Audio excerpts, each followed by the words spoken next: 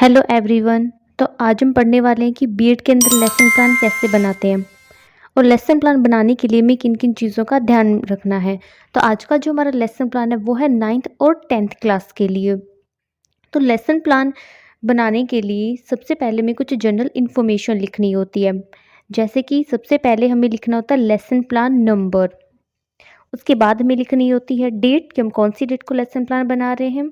उसके बाद हमें लिखना होता है पीपल टीचर्स नेम, यहाँ पर आपको अपना खुद का नेम लिखना है। उसके बाद हम लिखेंगे क्लास कि हम कौन सी क्लास के लिए लेसन प्लान बना रहे हैं। तो ये जो लेसन प्लान है वो आप 9th क्लास के लिए बना सकते हैं और आप 10th क्लास के लिए बना सकते हैं, क्योंकि जो आर्टिकल का जो टॉपिक है वो 9th और 10th दोनों क्लास के अंदर है। उसके बाद हमें लिखना होता है सब्जेक्ट जो है हमारा इंग्लिश। उसके बाद में लिखना होता है ड्यूरेशन ऑफ द पीरियड जो में लिखना होता है 35 मिनट का। उसके बाद पीपल टीचर्स रोल नंबर, यहाँ पर आपको अपना कॉलेज का या फिर यूनिवर्सिटी का रोल नंबर लिखना है। उसके बाद average age of the pupils जो है 14 to 15 ईयर्स। अगर आप 9th क्लास के लिए बना रहे हैं तो आप 13 to 14 ईयर्स लिख सकते हैं। उसके बाद टॉपिक जो है आर्टिकल। तो सबसे पहले हमें लिखने होते हैं इंस्ट्रक्शनल मटेरियल।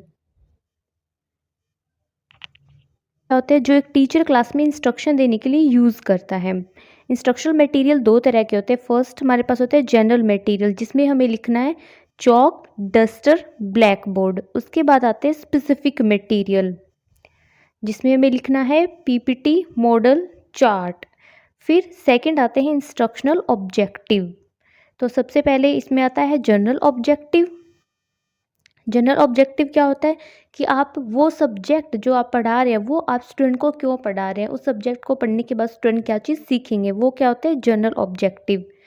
तो ये आपको क्या लिखने हैं जनरल ऑब्जेक्टिव। यहाँ पर जैसे कि मैंने 3 ऑब्जेक्टिव लिखे हुए हैं, आप जो क्या है मिनिमम 3-4 ऑब्जेक्टिव लिखे और मैक्सिमम 7 से 8 ऑब्जेक्टिव लिख सकते हैं। जैसे कि फर्स्ट है to enable the students to learn how to speak words and sentences correctly.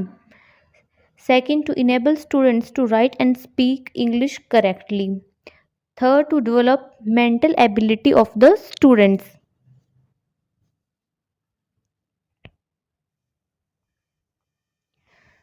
Fourth है और इसी तरह से फिफ्थ ऑब्जेक्टिव यहाँ पे लिखा हुआ है, तो वो आप भी इस तरह से लिख सकते हैं। उसके बाद हमें लिखने होते हैं स्पेसिफिक ऑब्जेक्टिव। जो स्पेसिफिक ऑब्जेक्टिव होते हैं वो हमारे टॉपिक से रिलेटेड होते हैं। तो हमारा टॉपिक है आर्टिकल। तो आर्टिकल टॉपिक पढ़ने के बाद स्टूडेंट क्या चीज़ सीखेंगे वो क्या होते हैं हमारे स्पेसिफिक ऑब्जेक्टिव होते हैं। जैसे कि फर्स्ट है the students will be able to recall the meaning of article. Second, the students will be able to recognise the types of article. Third है the students will be able to explain the meaning of article. Fourth, the students will be able to apply this article is there on sentence. तो इस तरह से आपको specific objective लिखने हैं। उसके बाद आती है प्रीवियस नॉलेज। अब कोई भी टॉपिक आप स्टूडेंट को करवा रहे हैं तो उसको करवाने से पहले आपको जो क्या स्टूडेंट की प्रीवियस नॉलेज टेस्ट करनी है कि उन्हें इस टॉपिक से रिलेटेड पहले से कितना कुछ पता है। तो आप हेडिंग डाल देंगे प्रीवियस नॉलेज। उसके बाद आप कैसे टेस्ट करेंगे प्रीवियस नॉलेज, इसके लिए जो क्या हम स्टूडेंट से क्वेश्चन पूछेंगे। तो इसके लिए आपको क्या करना है, सबसे पहले हेडिंग डाल देनी है इंट्रोडक्शन। उसके बाद आपको 2 कॉलम्स बनाने हैं। फर्स्ट में लिखना है पीपल टीचर एक्टिविटी और सेकंड में लिखना है student activity. People teacher activity के अंदर आप स्टूडेंट से जो भी क्वेश्चन पूछेंगे वो आप लिखेंगे और स्टूडेंट एक्टिविटी के अंदर स्टूडेंट उनका क्या रिस्पॉन्स दे रहे हैं वो आपको लिखना है। जैसे कि आप फर्स्ट क्वेश्चन पूछते हैं how many vowels are there और स्टूडेंट आंसर करते हैं देयर आर 5 वोवल्स।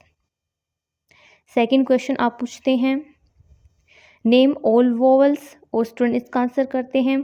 फिर इसी तरह से आप थर्ड क्वेश्चन पूछते हैं और स्टूडेंट का जो भी आंसर है वो आप स्टूडेंट एक्टिविटी के अंदर लिखेंगे। उसके बाद आप फोर्थ क्वेश्चन पूछते हैं how many articles are there, student answer करते हैं 3। अब आप फिफ्थ क्वेश्चन पूछते हैं how can you use them, और ये क्या होता है प्रॉब्लमेटिक, मतलब स्टूडेंट को इसका आंसर नहीं पता है। उसके बाद आप क्या करेंगे, आप करेंगे अनाउंसमेंट ऑफ द टॉपिक। अब आप स्टूडेंट को बताएंगे कि आज हम जो है आर्टिकल के बारे में पढ़ने वाले हैं। तो आपको जो क्या क्लास में ज़्यादा ही नहीं बताना है, आपको थोड़े टाइम के बाद बताना है, उनकी प्रीवियस नॉलेज टेस्ट करनी है पहले और फिर बताना है कि आज कौन सा टॉपिक पढ़ने वाले हैं। अब फिफ्थ पॉइंट आता है प्रेजेंटेशन। अब आप आर्टिकल की प्रेजेंटेशन बनाएंगे, तो इसके लिए 4 कॉलम्स बनाएंगे। फर्स्ट में लिखेंगे मेन पॉइंट्स, सेकंड में people teacher activity, third column में स्टूडेंट एक्टिविटी और फोर्थ कॉलम में हमें लिखना होता है ब्लैक बोर्ड वर्क।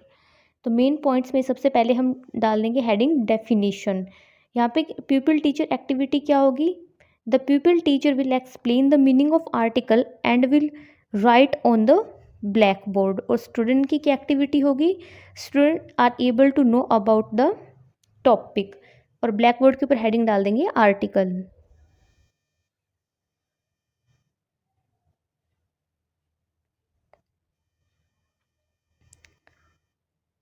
उसके बाद आप स्टूडेंट को एक्सप्लेन करेंगे कि आर्टिकल क्या होता है। अब क्या है, अब आप स्टूडेंट को एक्सप्लेन करेंगे कि आर्टिकल्स क्या होते हैं। तो यहाँ पर मैंने आर्टिकल की डेफिनेशन लिख रखी है। In English there are 3 articles, a, an and the. Articles are used before nouns और equivalents and are a type of adjective. और आप ब्लैक बोर्ड के ऊपर लिख देंगे कौन कौन से आर्टिकल होते हैं, ए, एन और द। तो ब्लैक बोर्ड वर्क के लिए आपको इस तरह से ब्लैक कलर का चार्ट यूज़ करना है, ठीक है। उसको कॉलम के अकॉर्डिंग कट करके पेस्ट कर देना है, और यहाँ पर आप अपने मेन पॉइंट्स लिख सकते हैं। उसके बाद आप उन्हें बताएंगे टाइप्स ऑफ आर्टिकल, कि आर्टिकल कितने टाइप के होते हैं। जो 2 तरह के होते हैं, फर्स्ट डेफिनेट और सेकंड इनडेफिनेट। और स्टूडेंट की क्या एक्टिविटी होगी? Students listen carefully.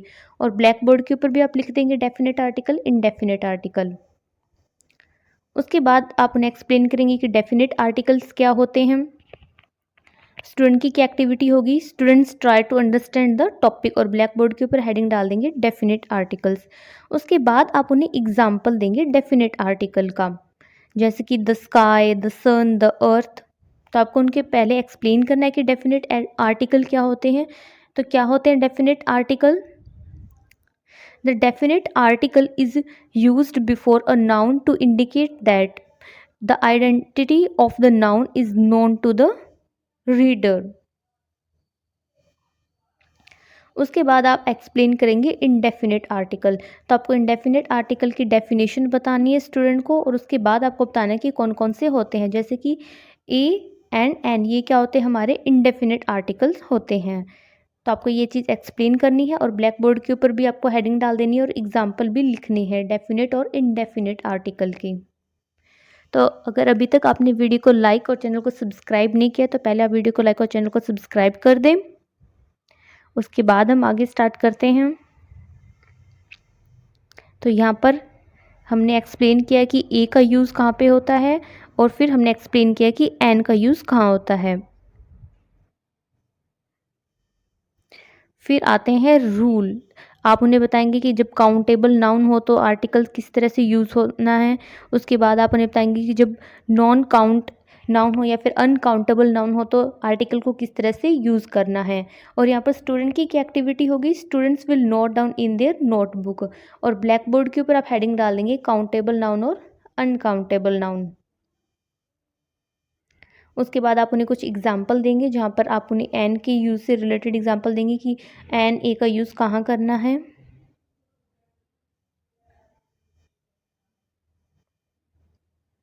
उसके बाद 6 आती है कंक्लूजन स्टेटमेंट। अब जो कि आप स्टूडेंट को बताएंगे कि आज हमने कौन सा टॉपिक पढ़ा है, और उसके रूल आप एक बार फिर से यहाँ पर एक्सप्लेन कर सकते हैं।